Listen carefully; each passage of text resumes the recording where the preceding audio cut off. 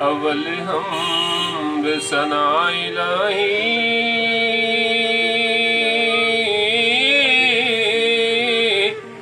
ते जो मालिक हर हर दा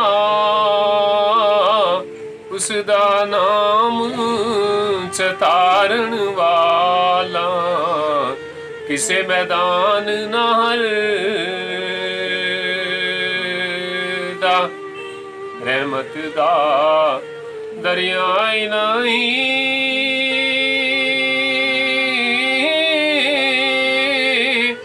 ते हरदम वगदा तेरा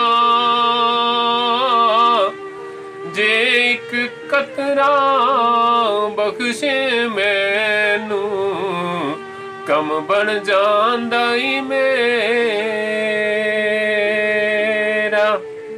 अदल करे ते थर थर कंबल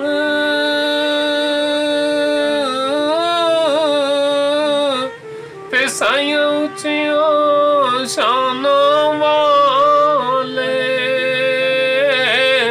करम करे ते बख्शे जावण मैं वर्गे मुँह काले ले ओ यार हवाले रब दे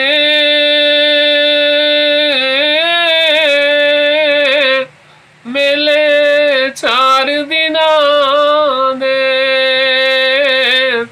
उस दिन ईद मुबारक हो सी ते जिस दिन फेर मिलांगे।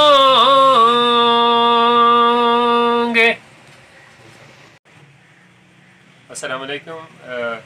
आज इसको शौकत अली कहते हैं और अक्सर हम लोगों में से पता क्या ये सोच है लोगों की, अक्सर लोग परेशान रहते हैं।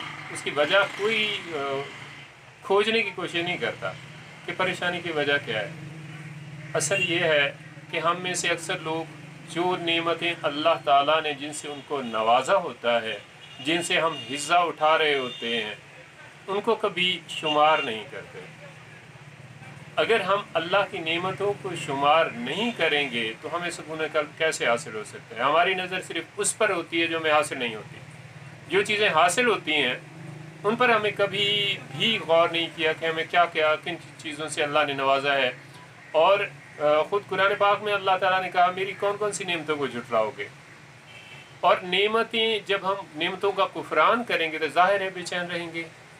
और इसका बेहतरीन सोल्यूशन ये है कि अगर हम अल्लाह ताला का शुक्र अदा करें, उन नेमतों को जो नेमतें अल्लाह ताला ने हमें दी हैं उनको जो है हम काउंट करें अपने जहन में, रूह में, और उनका शुक्राना अदा करें। तो शुक्राने की सही फार्म या शक्ल ये हो सकती है कि उसके सामने सर को झुका दें।